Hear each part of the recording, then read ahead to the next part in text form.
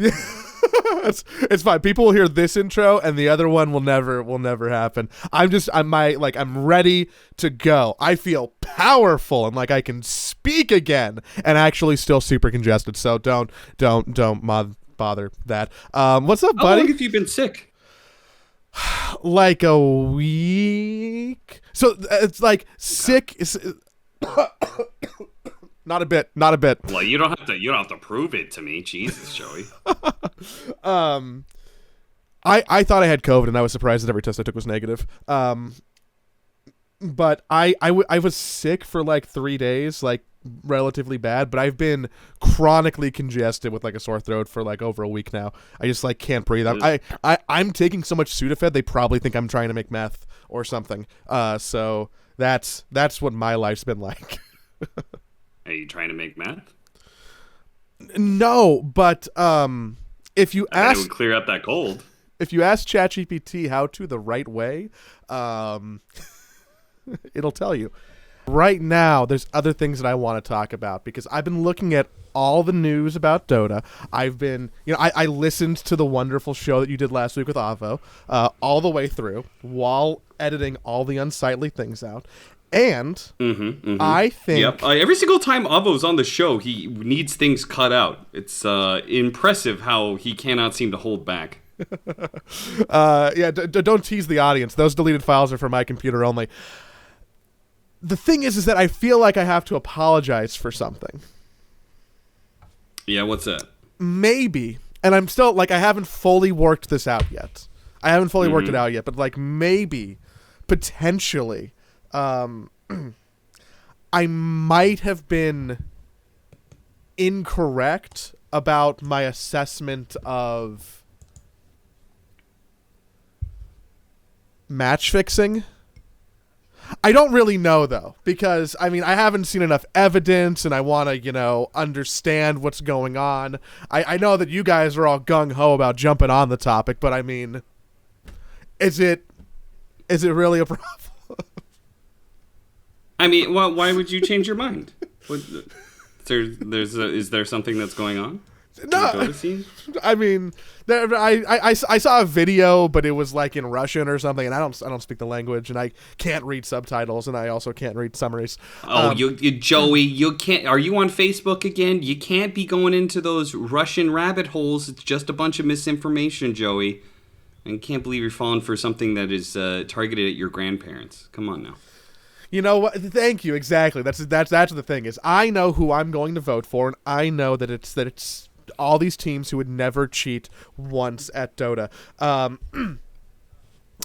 do. I don't think we need to retrace too much because actually you and Avo did do a rather stellar conversation about it last week. But I think that my takeaway is maybe I was lightly underestimating the ubiquity of the problem. Maybe. Yeah, I mean, I think it's a combination of two things. I think people underestimate how much money you can get from this, and I think people also underestimate how big of a shit Dota players are. So, like I have a relatively optimistic view about humanity. I think the average person can be good. The average Dota player, though, not so much, to be honest. So, I've not been surprised by these developments. But there have been small further developments, and people have confessed pretty much. I don't really care. The only development I care about is when Valve is going to step in and say, hey, these guys are banned and these guys are not banned, or these guys get a 2-year ban or whatever. That's the only development that I'm waiting for at this point in time. Everything else is whatever. I don't care about the drama of it. I just care that they get the fuck out. It sounds like a lot of work for somebody who normally is like programming a video game to suddenly be an investigative journalist and see who at this scale is cheating. I wonder. Oh, yeah. Were you on my side? Were you on my side there? I was very doom and gloom last podcast. about the Dota scene and Valve's involvement in it. And I think it's twofold. did you agree with my assessment? I think it's twofold. The first thing is I do agree with your assessment. I think that the easiest thing to do if you are at a headquarters in Bellevue, Washington, and you just want to not deal with this shit, is you just change the way the DPC works and get rid of all these Div 2 leagues. It's a nice little experiment. You know, the community wanted you to support the Div 2 scene. You tried. It was muddled up with match fixing, and now you can move forward for the rest of Dota's history and just be like, you know what? We tried, and you motherfuckers fucked it up, so you don't get that anymore. I think, you know, and to be clear, when I say all these things, I cannot blame Valve for, like, if they choose to go my doom and gloom route, I can't really blame them too much. I think it would be totally fair. You know, you try and have nice things, and people don't want to let you know, we can't have nice things here. I'm also curious who's going to fix it, like, now. Because there's, like, surely people have to go, like, do they contract people out who are, like, good at figuring this stuff out? Like, it just looks like a ton of work to actually parse correctly. There are so many people and teams accused of this stuff, right, at this point? So it's just a lot to work through, if nothing else. Because presumably you have to do something before the DPC spins up again. So there's, like, a month and change, maybe? There's, like, maybe 2 months at the most to try and, like, weed people who could be in Div 2 out. That are potentially still playing right now. There's a big patch to drop. There's a major that's going to be coming up. There's a lot of things going on in the Dota 2 universe that is on their plate right now. So, yeah. Yeah, I don't know, man. I don't know. I've been distracted by most of that, though, just because I've been doing one thing and one thing only, and that is appreciating the Dreamleague set. And everybody who's been working on it and looking very... Yeah, you like it? It looks really good, right? I like the live band. I like the setup. I like that they gave everybody a haircut. It seems like either we collectively understood style overnight or maybe DreamHack has a stylist going on. Like, everything looks great. I've been, like, super happy watching Dreamleague. How has your experience been over there participating? Pretty good. It has... I mean, my personal experience has been kind of whatever, but that's because I've been jet lagged and like a little bit of a flare up of my liver thing, so that was kind of annoying, and that also did not help my sleeping situation. So I've been getting like 5 hours of sleep every night, and I'm on the late schedule, so I wake up at 5:30 a.m. and I don't work until, you know, like 3 or 4 p.m. So I'm pretty fucking wrecked by the time I get to the casting. But the job itself has been good. To be honest, it's not that much different than the previous ESL TPC seasons. We're in the exact same studio, and we're staying at the exact same business apartments and everything. So it's like the experience is very deja vu. The only thing that's different are pretty much just upgrades, right? Like, I think the studio is a big upgrade. I think the direction that production is taking is better. It's higher quality, and they're trying to get talent involved in creative decisions and pushing forward ideas and bits and creating videos and stuff like that, which I think is really good. As far as I understand, that's some stuff that they took from their experience with the CSGO Pro League, and the show that was a very talent-driven show over there.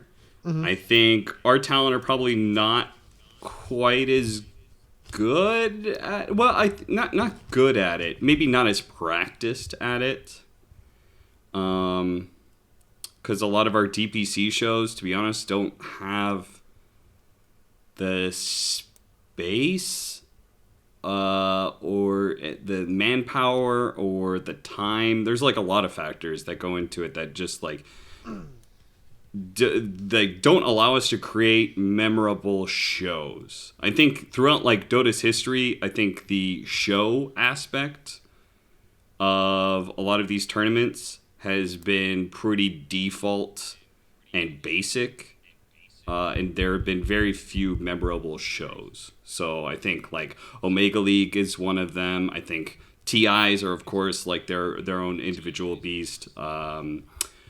We Plays Animajor was another one. This will probably be another tournament that's kind of like that, where it feels like we're going the extra mile because we can go the extra mile, sort of thing. So. But that is not on. That's not me at all. I'm just casting. So, is that a function of getting more money for this event? Because it's like kind of its own independent circuit and season that ESL and DreamHack essentially are working together. Or I wonder if that's just because ESL has a break from just doing all the regular seasons, that they had time to sit down, take a break, redesign the show, iterate, and kind of like make plans, because they had the opportunity to stop churning and do something different, and it looks like they took it. And I assume that the money also probably helps. I think money probably does help, but I think there are other factors that are maybe more important. I think, like, for example, this is a competing product to the DPC. Right, so it's also a higher quality product than the DPC. To be blatant, right? It's I think this production is probably better than any of it, like including ESL's own productions of the DPC. I think this is probably better than any of the DPC productions because it also has better teams. Right, it's an international event. Naturally, that's just going to trump any regional events. So I think it's a higher value tournament. It has a competing product to the DPC effectively. And it's an idea that has a whole... Also, a really big factor is like management behind ESL actually is like tied into Dota and has ideas, and I mean, it's like, again, I think it's very rare, again, going back to like kind of the basic idea, it's very rare that I go to any tournament organizer and they have a creative vision for the show and push that. When you operate under that direction, I think it pushes people to do more. I agree. Instead of just like, hey, there's just another fucking tournament that, you know, like, you don't, as talent, you don't really care about the show.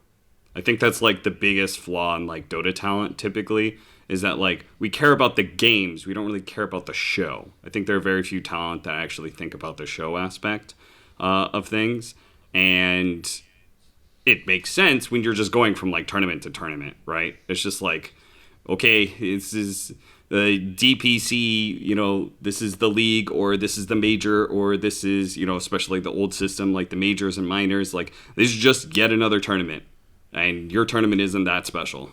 Because next week I'm going to another tournament, you know. So when you have management that like, and the tournament organizer has an idea and they're passionate about it and they push that forward, I think that brings the best out of other people. So I think those are pretty significant factors besides just money. I think that's a pretty solid analysis. I agree. Something that I'm interested in when I've been kind of watching this Dreamleague season and also thinking about the upcoming major, which is now like really on our doorstep, is that almost all these teams are the same, with like pretty few exceptions. The major's a little bit bigger. There's more Chinese teams at the major, you know, like Bet Booms at the major, SMGs at the major, but essentially the people playing in these tournaments are the same, and they're going to happen back to back, and there's a lot of games going on, and they're going to be on the same patch. And I am worried about being really excited about Dreamleague and this big group stage and what happened, and then being fatigued for the major because of yeah. It's like 100%. The same. No, I've thought about that too. I think like Dreamleague, ESL, same entity, right? So we're going from Dreamleague into an ESL event. So I don't think it's as big of a deal, but like imagine if it was this Dreamleague going into like a PGL or ePools or whatever event. Well, like actually the third major is a good example of it, right? We're going to do this Dreamleague again, and then you're going into the Bali major, right? That's like, if I'm the major tournament organizer, I kind of hate Dreamleague because it's like my tournament is supposed to be special, but then like literally all of the teams, the big international competition that's supposed to be going on is already going on and will be going on for 3 weeks leading up to my tournament. And there really isn't a break at all between those. So, yeah, I think in that aspect, it's, yeah, there's definitely going to be kind of a fatigue problem. But schedule's pretty packed, so I don't really know how to fix that, to be honest. Cause do we think it's also we do need this, right? Like ZPC the last couple of years was too empty of international competition, and too empty of third-party events. So I'm also worried about like the teams that are performing well potentially, because not only are they going to have to keep this up, Liquid's performing well. Hold on, you're reading between lines here, and that's not what I'm saying. Yeah. But just imagine you're a team that say goes like, I don't know, 11-13 in their group. They like probably do pretty well at the event. They've been successful through most of the patch, like, you know, I don't know, Gaming Gladiators. And then, and then now all these teams for the major, which is probably more important big picture wise because of the DPC points for your yearly schedule. There is just so much to study up on for these teams that are doing well. So I'm interested to see the narratives that carry over of like if people can keep their highs that they're on, or if we're going to start to see more adapting to you know these teams that are continuing to be powerhouses. Your Shopify's, your Gaming, your Liquids, your Tundras. Yeah, all of these teams you're listing. Yeah, the Gaming Gladiators, Shopify, EG. Interesting. All of those teams are actually 10-4. You said a score of 11-3, which I believe is Liquid's score. So a little bit of a Freudian slip up there from you, but I don't know what you're talking about. I mean, okay, so one thing you say interested to see, but obviously it's more like you're worried that Liquid's going to get found out. That being said, I don't think Liquid is particularly an unknown asset at this point in time. You should be more worried about when is the patch going to drop. Because if the patch drops before the major, you might just be fucking Liquid out of a major win. Because, yeah, I think they are pretty good. I think people know... I don't think Liquid disguises too much. I think they know what they're going to do. They're confident about doing it, and they execute it well, and they just beat teams. So I don't know how much the extra footage is really going to stop them. I think a big patch is definitely the bigger factor here. I think Liquid, as is probably slated to be... You know, they're a solid top 3. Maybe they won't win Dreamleague or the major, but I think they're probably going to be top 3, possibly in both of them. I would rate it almost like a 50% chance they're top 3 in at least one of them. I mean, I feel similarly, but biased opinion. I'm a little anxious about the patch for that exact reason, but I am not anxious for the patch for any other reason. I think that at this point we're just all feeling a little bit overdue for a day. Does Nouns deserve to stay in Dreamleague? Are they the one team that doesn't need to be here? Can you say that about Nigma? Can you say that about any other team? You're just gonna want to go straight to the losers, huh? Well, we were talking about winners, but I know groups aren't over. There's tiebreakers to be played tomorrow. The format of the event they ruined our fucking day off. God damn it! I was gonna go play disc golf tomorrow. Aww. That was gonna be my thing. But instead, we have 2 different 3-way tiebreakers, which means it's not just 3 best of ones, potentially 6 best of ones, because apparently the group stage can loop twice before it comes down to numbers, basically. Which means up to 12 best of ones. Yeah, which is a full day of Dota, which means no disc golf. Sad. Which is the bummer. only day off we were going to have here at Dreamleague. Which you know me, I like it. I always like working every single day, basically. And I'm casting every single time. So this is kind of a dream scenario for me. Avery and I are getting in some good reps of casting right now. But yeah, tomorrow we're going to have 2 3-way tiebreakers between, in Group A, we've got Execration, Aster, and TSM for 1 spot, because Game & Gladiator, Shopify, Rebellion, and EG all tied at 10 and 4, and they took the top 3 slots, so there's just 1 more slot left.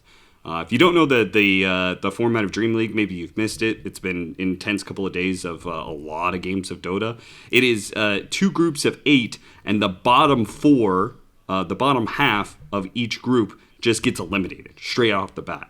They just fucking bam, wipe out half of the best teams in the world, and in this little group stage that we're doing over the course of 4 days. So it's brutal. And you have some very good teams that are not going to be making it in, such as Hellraisers, Entity, who are already eliminated from Group A, Talon, Nigma, and Nouns, the aforementioned Nouns, who were the worst team of the entire Dream League, but not by much, to be honest. They had a score of 3-11, where there were 3 different teams with a score of 4-10.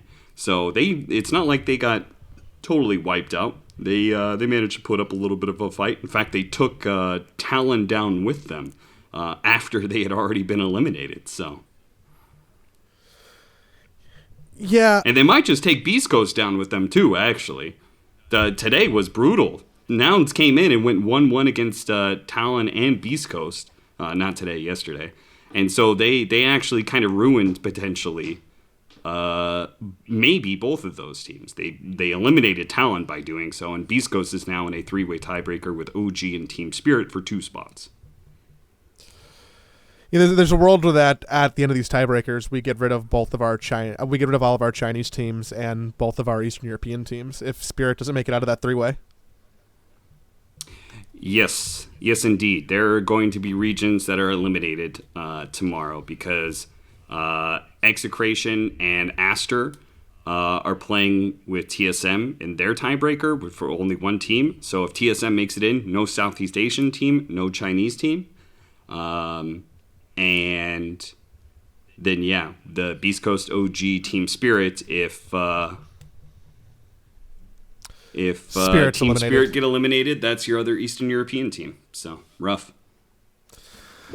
What is I know that this is always a hot topic, at least on the old Reddit, because Nigma Galaxy goes through phases of being memed and unmemed and memed again, and it's almost like a sad story to me at this point.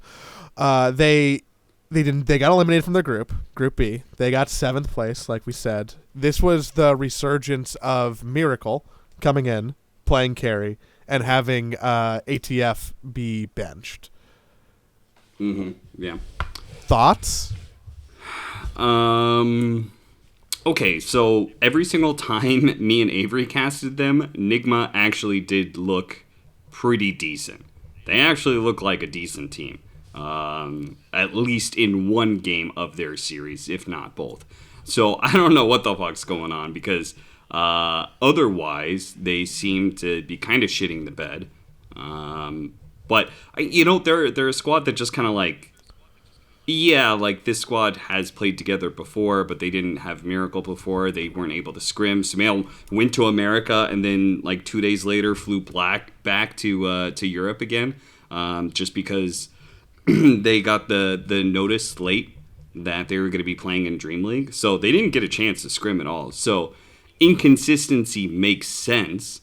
And so the highlights are basically what Nigma could be if they played with Miracle, but I don't even know if Miracle wants to play. I mean, he was just doing a stand-in for them. He was just doing them a solid. And now that they've been eliminated, I believe he's back on break again. So, I mean, Nigma yeah. Nigma is going to Division 2. So does Miracle want to go stop taking a break and start playing on a Div 2 team?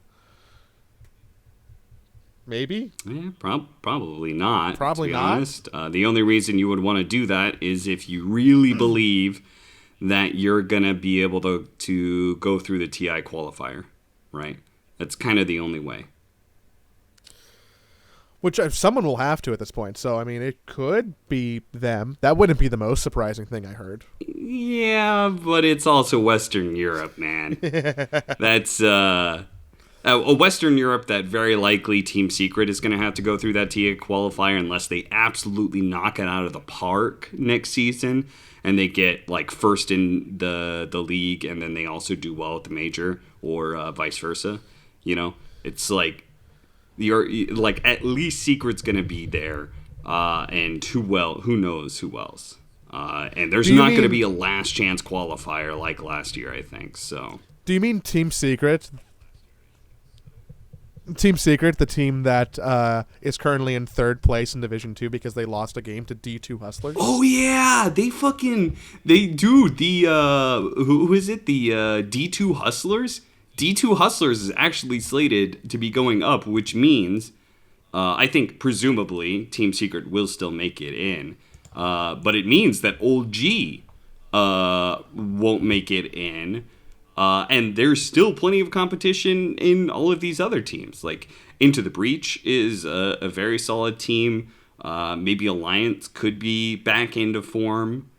PuckChamp has a lot of good names on it. I mean, all of these teams are not slouches. I think some of them are not.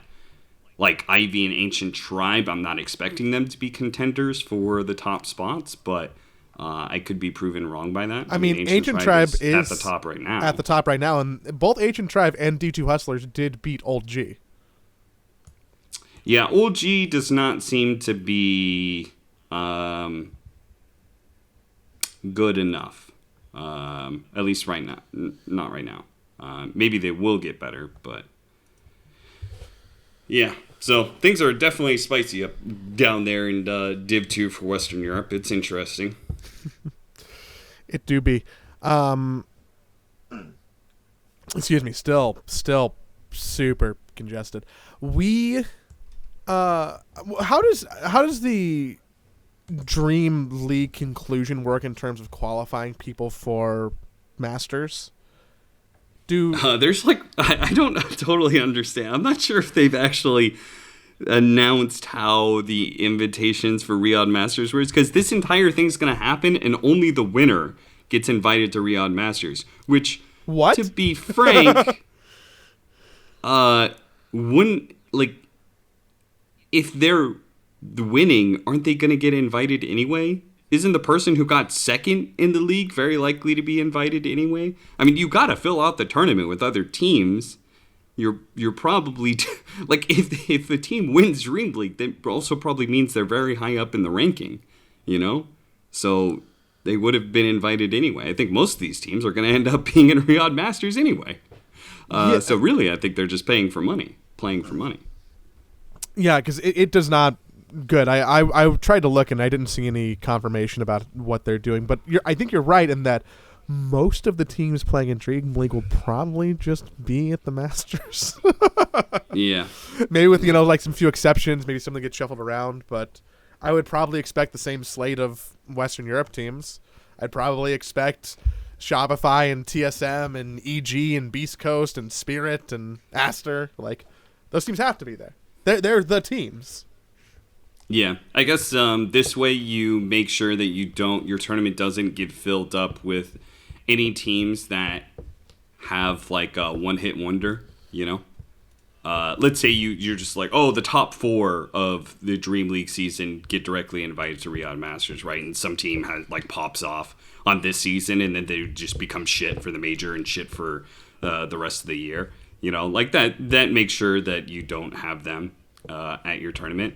And I'll also be interested to see if Riyadh Masters is going to do invitations, like their invitations for Dreamleague are regional based off of the region's strength. Is Riyadh Masters going to do the same, or are they just going to keep that more pure, right? Are they going to be like, well, we had our regional invites to have the Dreamleague, and how you guys placed and, where you ended up in the rankings from whatever their fucking system is. If there's like 9 Western European teams in the top 16 teams in the world or whatever, are they just going to invite all of them? Maybe. It's interesting. That would be more lopsided than TI even. Yeah, I think it's an interesting idea because effectively Dreamleague is a competitor to DPC and Riyadh Masters is a competitor to TI. It's kind of one way to see it. And so do you follow TI's format, which is like we want every region to be represented, or you could go a more quote-unquote pure way of doing it and just being like, we're going to invite whoever we think are the best teams in the world.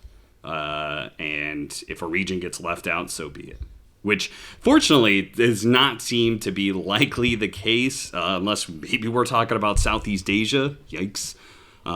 They're probably the region that is performing the worst right now. I mean, China, of course, but, also China only had one team here, so it's kind of weird to say. Yeah. I guess we'll just see with the tiebreaker tomorrow. But, C had 2 teams. One of them's already eliminated. The other is in a 3-way tiebreaker for 1 slot tomorrow, which I'm really hoping Execration pulls through because it would be nice to have a C team represented. It always sucks to not have full representation in these tournaments. But, South America, not the weakest region. Not the weakest region by a long shot anymore. I think that was already They've been proving clear. that all year, yeah. Yeah, I mean, that was already clear last TI. I think it was already kind of proven before TI and last year and previous TIs. I think it was already a question of NA versus SA, which region is weaker, all the way back, 2-3 years ago. Maybe throw Southeast Asia in that mix as well. But it's just every tournament that goes on, SA seems to prove more and more and more we're a big threat because both Beast Coast and EG are secured. They are both, I believe, Beast Coast is sitting third. Oh, Beast Coast is in that tiebreaker. Sorry. Yeah, but Beast Coast basically split with everybody they played. They did 1-1s across the board essentially, except for they beat Nigma 2-0. Yeah, and EG has been looking like some monsters. They 1-1'd everybody and then 2-0'd the weaker teams. So they're a big threat too. Before we wrap out for the week, there's one more thing that I do want to touch on because I think it involves some people who you've associated with before. Maybe some fellow past demons. And that is the revelation. Demons, no, demons, not demon. Demons. We're talking about Jimmy. No. We are let's be clear. This show never needs to talk about Jimmy unless he is a punchline. I am not very erect for that conversation. Your demon friends, currently known as Fart Studios, who are no longer participating in the DPC because of some rules that I think have become a hair bit controversial. So my understanding of the situation is that when you play in the DPC in whatever region, in order to protect from doing too much imports, which is something that happens in a lot of regional leagues across esports, right? To protect from too many imports coming in, you need to have 3 people in your team playing from the region that you are scheduled from. Cool. Fortunately for Fart Studios, when you have 2 people who are currently working in Europe for a job and one person who is currently on leave back in their home country in South America, and you don't have that anymore, you just can't play any of your DPC games because people are dealing with family or trying to sustain their living with jobs, because we all know that Division 2 obviously doesn't do that, especially not in America.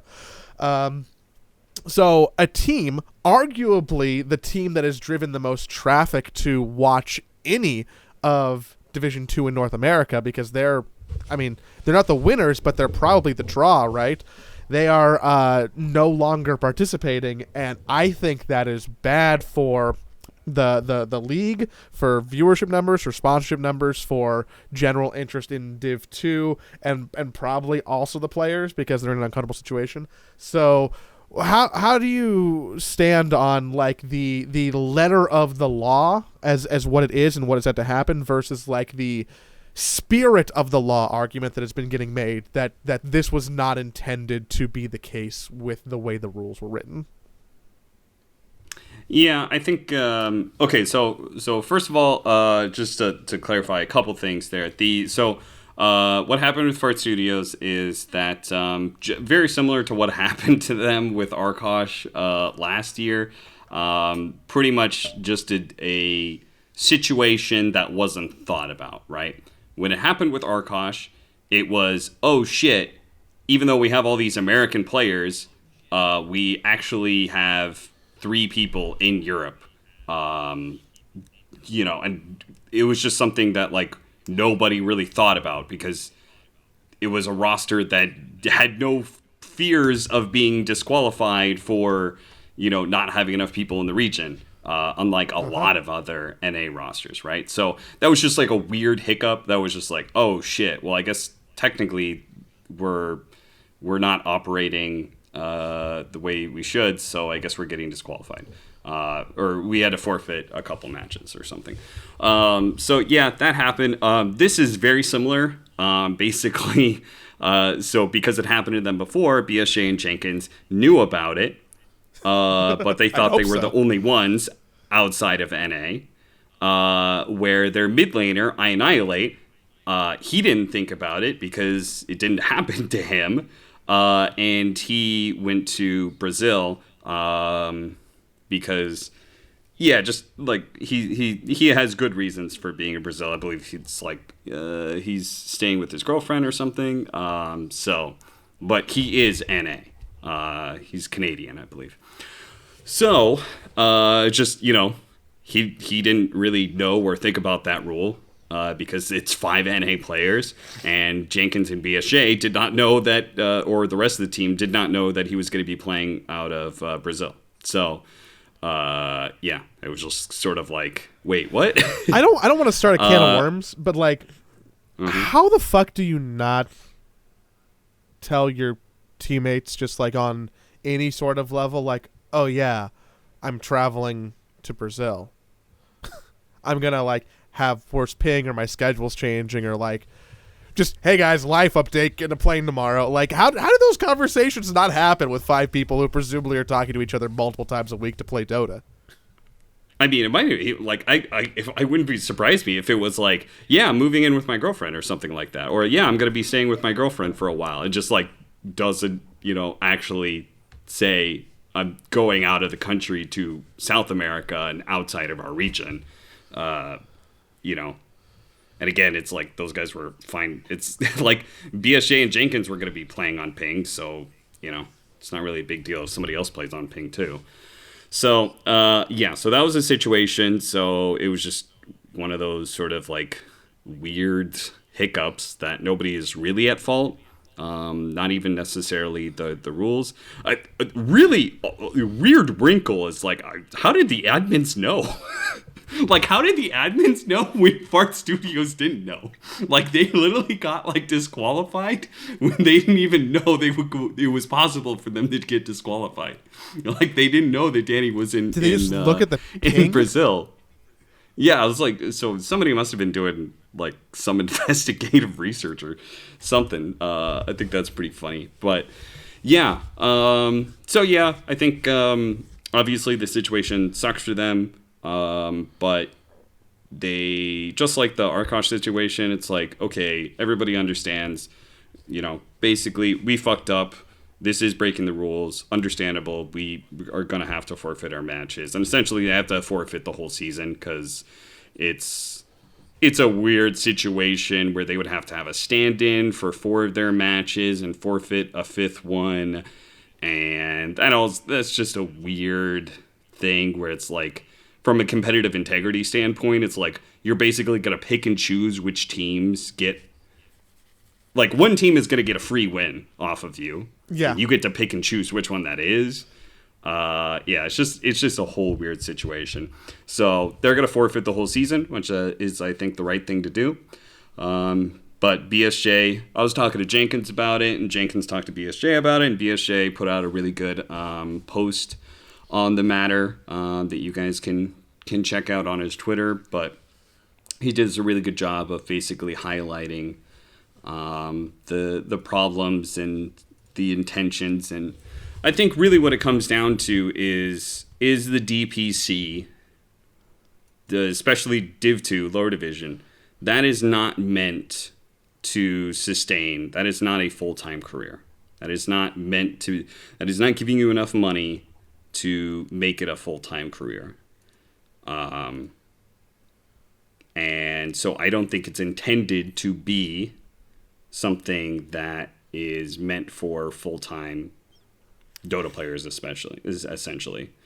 So do you want your league to only be accessible to people that are independently wealthy or are like going to college, or like if somebody has a like in this situation you need a secondary job, right? Really, even though it's not actually that way, it's like the casting career is actually the primary career, and the being the team is like the secondary job or whatever. But like, if you have to have a secondary job, like, does it make any sense to prevent them from being able to travel for their work?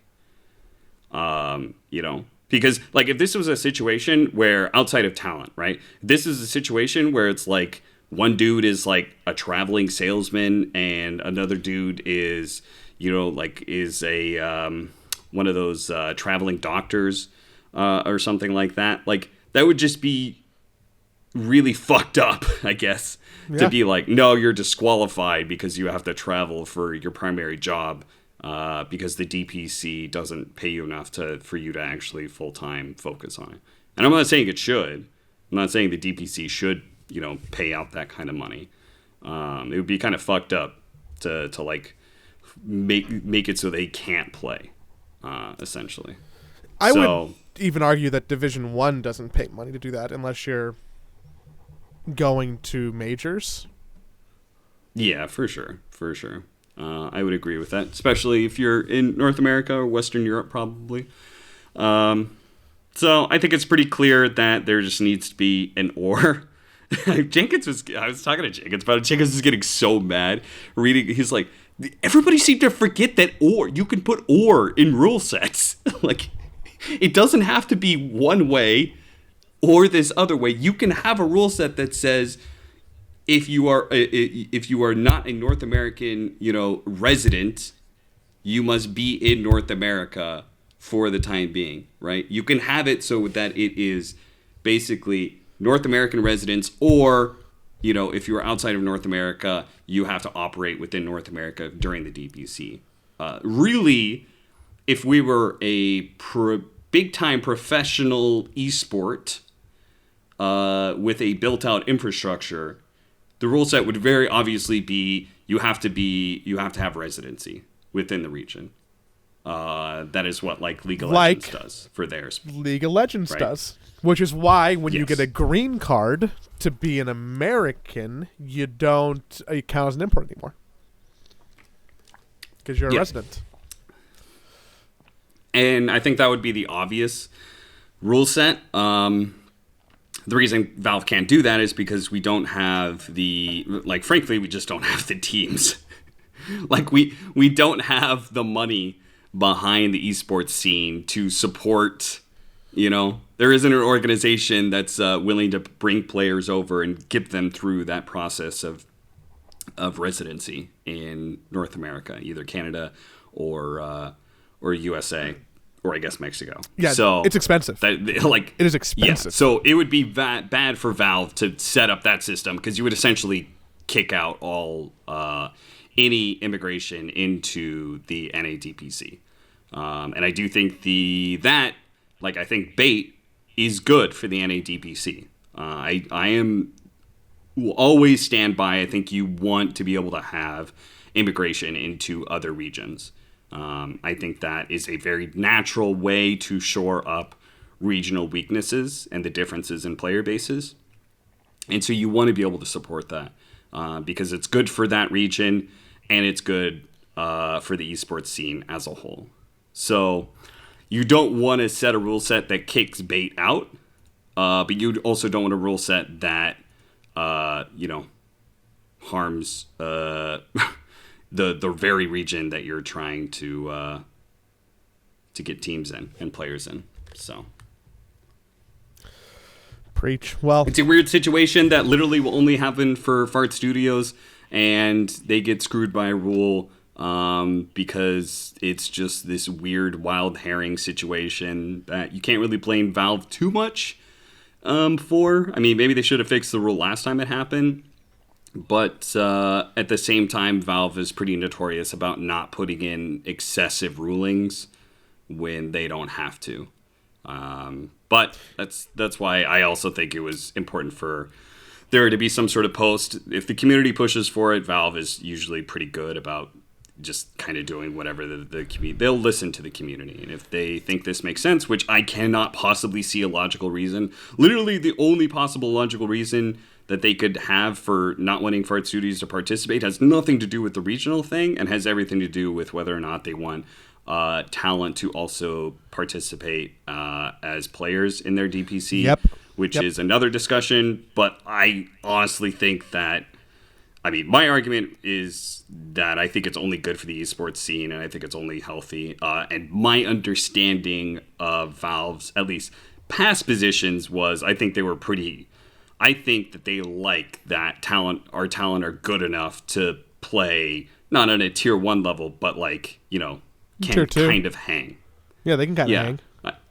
Yeah, like I my understanding was they liked, veggies, and I don't know if they liked Arkosh because the problems it created, but I think that they like it. I think the community likes it when our talent are good enough to be able to play the game at a high level and know what they're talking about. I'm going to be optimistic and say that the rule is going to change for next year. Yeah, me too. But then again, you're literally changing it for one team, and I could see them just being like, "Look, you guys got to figure this shit out."